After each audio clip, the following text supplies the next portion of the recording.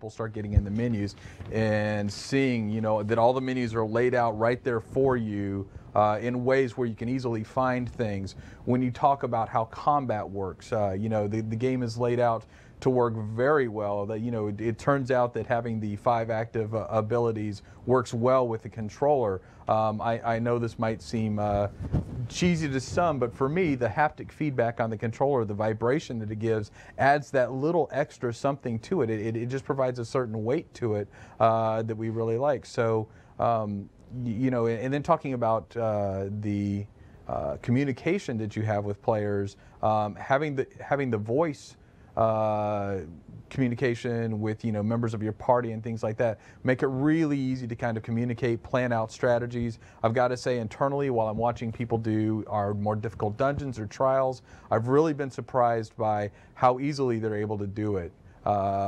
You know, because the playing with a controller, you know, for some people is actually a challenge, but I think the way that we've set up the controller, the team in particular, has worked very hard to make sure that those controls feel good with the game. And you guys are seeing here, everything that you're seeing in this footage we're showing here is all off of the console version. So if you want to see, like, hey, does it work?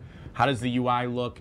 You know, Paul, I think you touched on it. The biggest difference for me when I started playing it was how streamlined it is. You know, that it is a very big shift from going from a PC product to a console product, and sort of unifying all of that stuff in a much easier menu interface where you're scrolling up and down, you know, using your thumbstick to find, you know, which part of your inventory you want to access, or using those special abilities. As you can see here, it is a sort of cleaner, simpler thing in some respects, because it has to be, just like with the, you know, you don't have a keyboard to chat with. Right. You've got to use voice. So it does sort of streamline and simplify in a lot of respects, because you don't have the luxury of saying, well, we can use any of these blah, blah, blah keys on the keyboard. You got to simplify it down and make sure that it's easy to navigate and easy to use. And I certainly have found that to be the case. Absolutely. And I think it's, as you're watching the video here, I think it's really important to point out that we really haven't sacrificed any of the graphical fidelity of the game to get the console versions done. It still looks fantastic. So you'll see it's just as smooth, and you die just as smoothly. That was you, Paul, right, playing? It was not. But you'll see the game still looks fantastic. It feels great on console. Just playing with the controller is very smooth.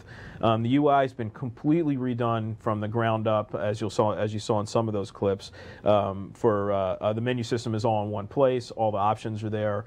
It's very clean. It's very intuitive. And here you can see the new dialogue system that's just been upsized a little, so you can see it from the living room across the living room. It's you know, I think a lot of people gloss over that. It's one of the most important things is making sure that when you're in your natural habitat, you know, sitting on your couch and your TV's not as close to you as your monitor is, that we've had to do things like increase the font size, increase these menus to make it really readable, which seems like small things, but it's really made it pop more as, you know, as the UI goes. Yeah, you're seeing here, good to know, this is not necessarily a console thing, but you're seeing some of the tutorial rework that we've done.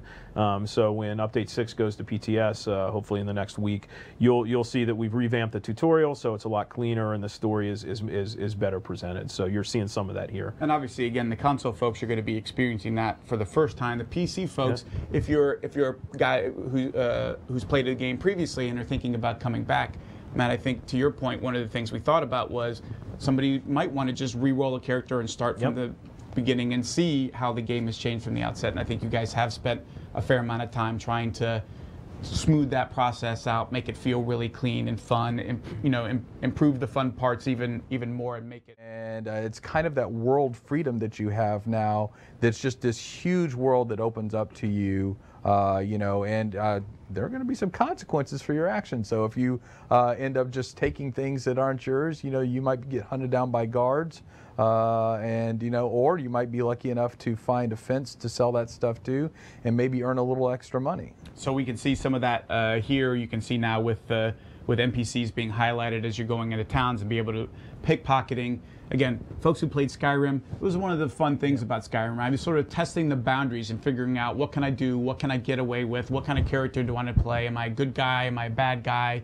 You know, am I pilfering, stealing, trying to get away with killing random person in town and then, you know, running laughing out of town? All of that stuff is part of what's being added in the justice system. Talk a little bit about the justice system, Paul, and sort of, you know, what you guys were looking to as far as what you're adding to the experience, kind of what you're unlocking for players, what you want them to be able to do.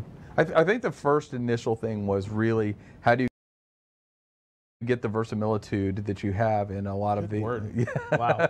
a lot of Where's my the dictionary? Elder Scrolls games with the ability to just kind of interact into the environment and see how NPCs are going to react to you. And you know, certainly with the justice system, that was one of the quickest things that we were able to look at and say, this is something that's important. I want to be able to steal items. It's, you know, sometimes it's the quickest way to earn money in the game right now is to be able to go in and steal these items. But there's always going to be the consequences with these guards who are coming after you. That, you know, I mean, if the guards, you know, catch up to you, provided you haven't done anything which makes you kill on sight, they'll offer you the, you know, what we call accosting here and allow you to pay your bounty. Now, however, if you just refuse that, then that guard will come directly after you, and you're going to have trouble getting away from that guard. Right? And it's interesting, you know, we talked about this, I think, at QuakeCon.